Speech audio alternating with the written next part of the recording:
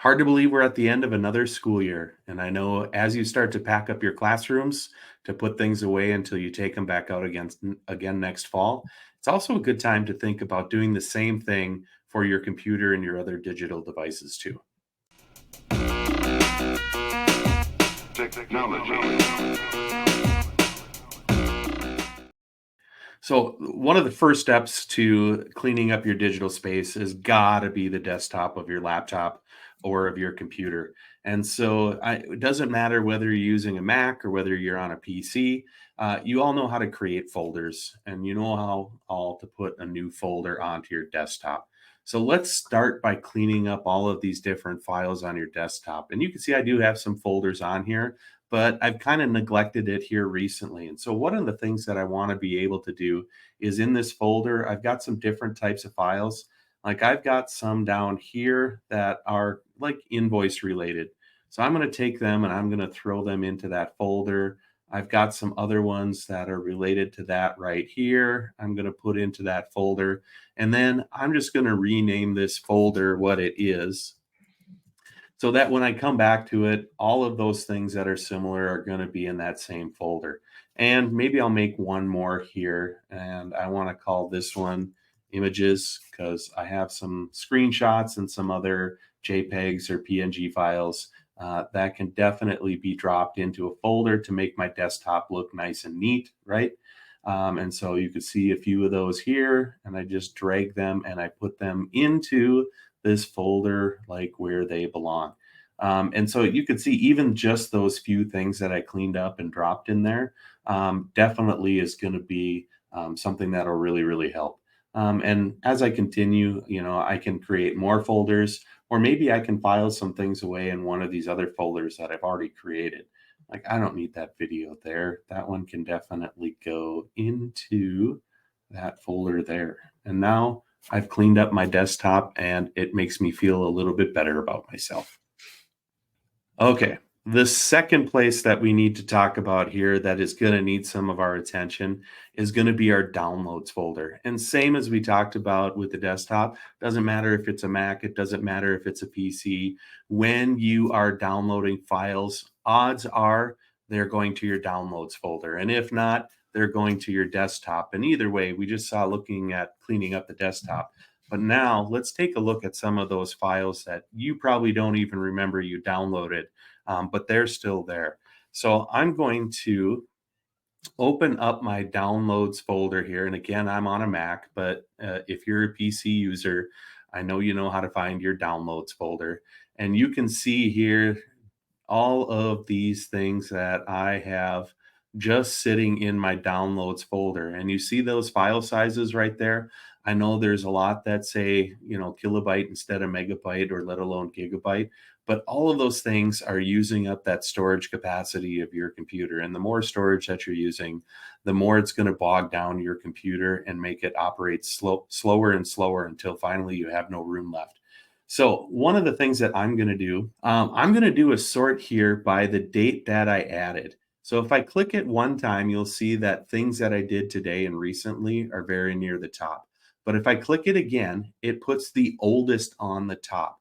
And I'm looking at this and saying that, hey, the oldest files that I have on this computer are 2021. And the reason because of that, honestly, is because that's when I got my job.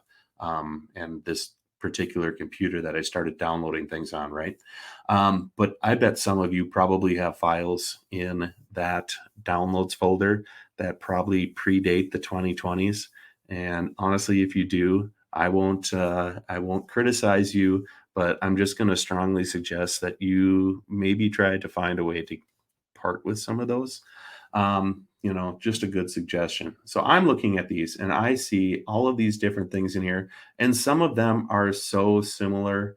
And you know what? If I have these files in here that date back 3 years, and I haven't saved them somewhere else, if I know it's something that I'm going to need, I'm just going to go and pick everything that is in 2021, and I am going to move all of these at once to the trash. So on my Mac, I just control clicked on them. If you are on a PC, you can right click on it and you can click move to trash. If you're one of those that like to actually see them move, you can actually drag it to the trash can or recycling bin.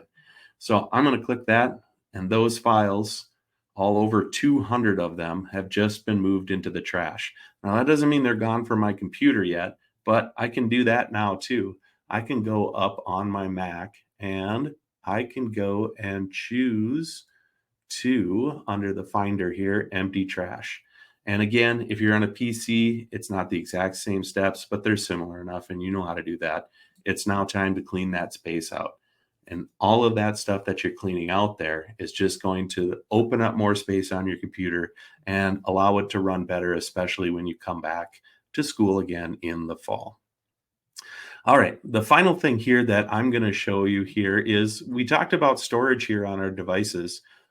What kind of storage do we have available to us? And maybe it's time to kind of search for some of those big storage space hogs, the things that are really kind of bulking up that storage space so that we just don't need anymore. So I opened up my system preferences here, and I am looking through my system preferences on my Mac until I find under General, and I'm going to choose storage space here. Now, David's going to show you in a moment how to do the same thing except on a PC. But it's just good now that you know where that is, you can have no excuse to not go in there, and you can see what is using up all of the space. Actually, I'm not too bad. I've got 639 gigs available on my computer, because actually I've gone through and cleaned it up a couple of different times here. But you could still see that there are these areas that are using up a lot of space. My applications on here are using up a lot of gigabytes, my documents quite a bit here too.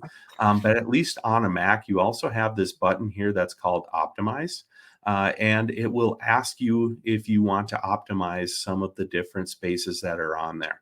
And it removes some large video files, maybe even some TV shows that you've downloaded for watching later, and we'll take those off of there too. I also recommend turning on the empty trash automatically, because then that way, every 30 days, if you forget to go in and empty your trash, it's just going to automatically do that for you anyway. Finally, if you wonder what some of these rather large documents that are on here that are eating up all of this space, you can open up that part of it and you can now see what are some of those excessively large files. And if you want to go through and say, hey, I don't need that one anymore, I can go and I can delete that one right off of the storage space right from here. So I don't have to go looking around and searching for all those things. So, David, you want to give us a quick little rundown on how we would do that on a PC? Yeah. So basically, the thing about it's a little bit different here is just that you're going to, when you're in your PC, if you have your file folder open, um, you can see the different destinations that are available for files that you have on your computer. And if you go to this PC, it will actually show you the amount of space that is being used. And if you want a little bit more information, you can click on properties. Then you can look at some of the gigabytes here and look at details too, and gives you a breakdown of what types of files are being used. And then from here, you can kind of manage those and do something similar to what Jeremy was showing with the Apple side. The same thing still applies. It's just kind of getting rid of the unnecessary files that you have eating up your storage space, and then kind of getting that ready to start fresh for next year. So that's where you can find that, just within your file folder on the PC. You can also go to Start too and find it as well. Um, the other thing that kind of what we're going to do is just move a little bit away from the desktop cleanup and into the browser cleanup. So um, now this is all subject to however you want to treat um, your settings. So with your settings, if you're in the settings section when you're in your browser, so it doesn't matter, like, whatever page you have open, if you click on the 3 dots, and I'm using Microsoft Edge, so this might vary a little bit.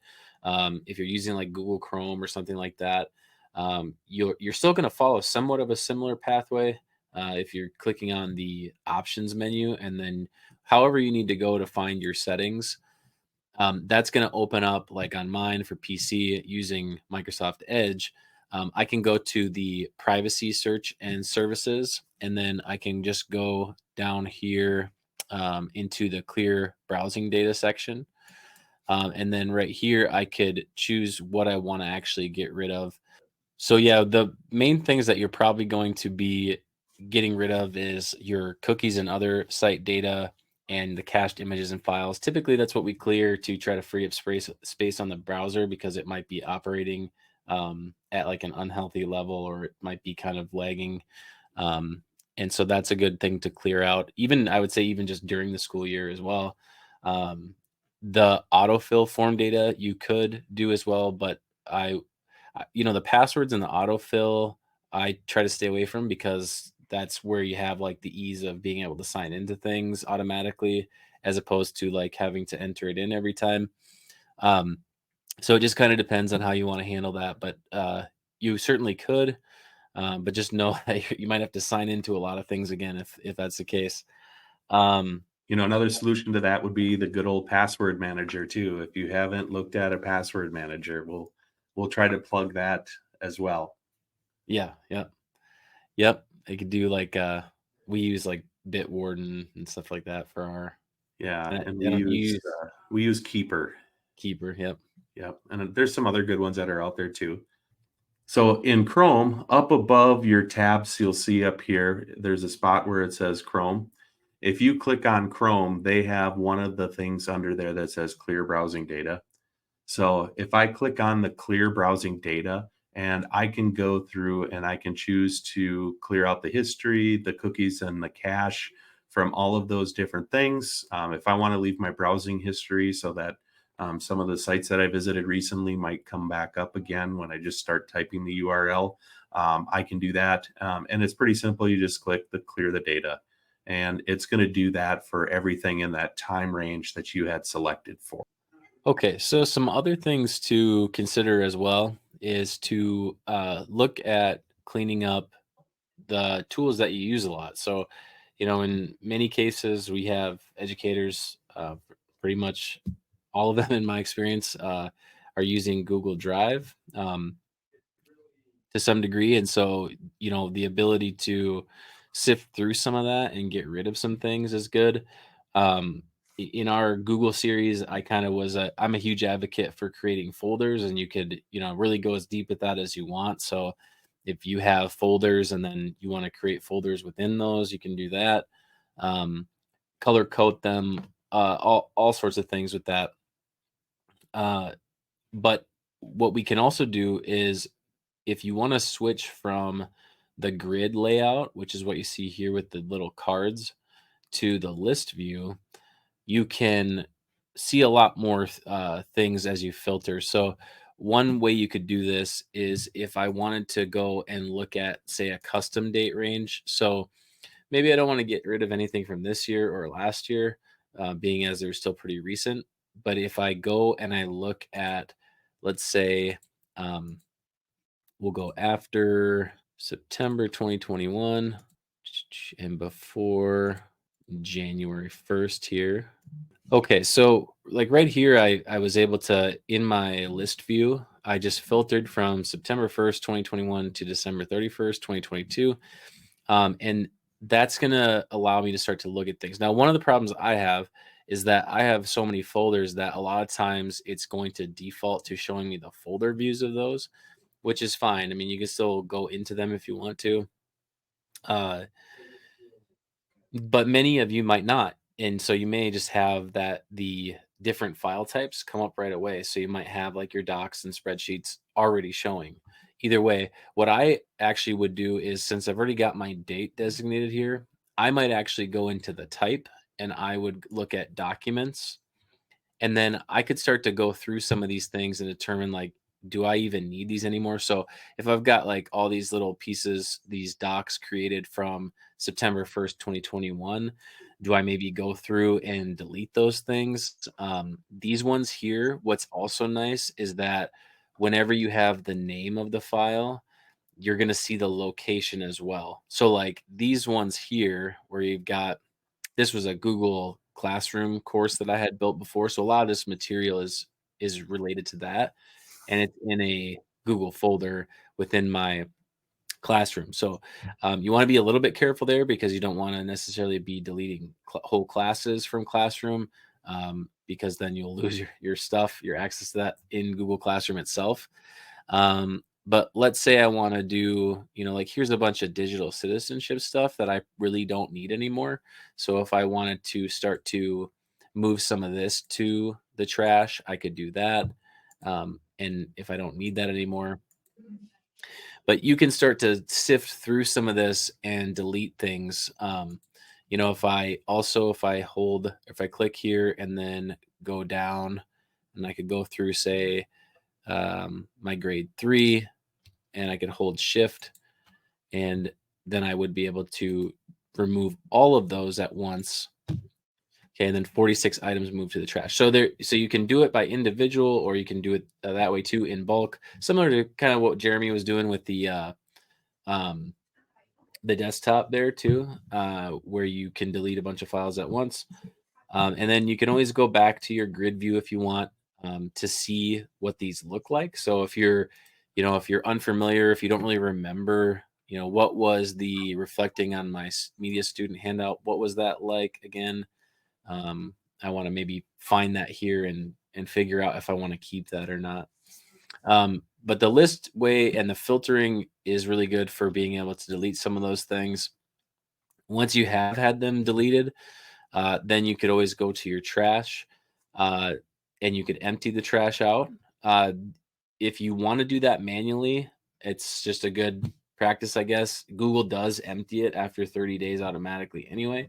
So in your drive, if there's or if you've moved things to the trash after 30 days, it will empty that. But you can do it manually too. So that would be a couple good things just in terms of reorienting your drive, maybe creating some folders to organize, really looking at stuff that hasn't been accessed for a long time. Um, when we did our custom date range, what's nice, regardless of whatever you choose there for the date range, the thing that I like the most is, especially with that older stuff, if we're looking at, say, the digital citizenship materials, if I haven't opened it in a really couple years, it's probably time to get rid of it. I know some people aren't gonna like that. Some people want to just keep everything, and that's fine, if that's more your type. But this at least gives you an indicator of when it was last accessed, so then you can determine whether you want to get rid of it or not. So um, totally up to you.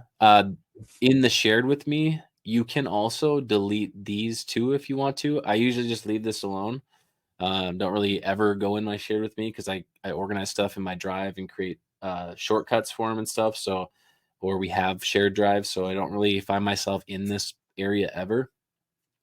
If you delete something from here and you're not the owner of it, don't worry about it deleting the original. It's not going to do that. It's just going to delete it in your drive. So if there are things in here that belong to others that you don't want eating up your drive anymore, then you could consider deleting it and getting rid of it.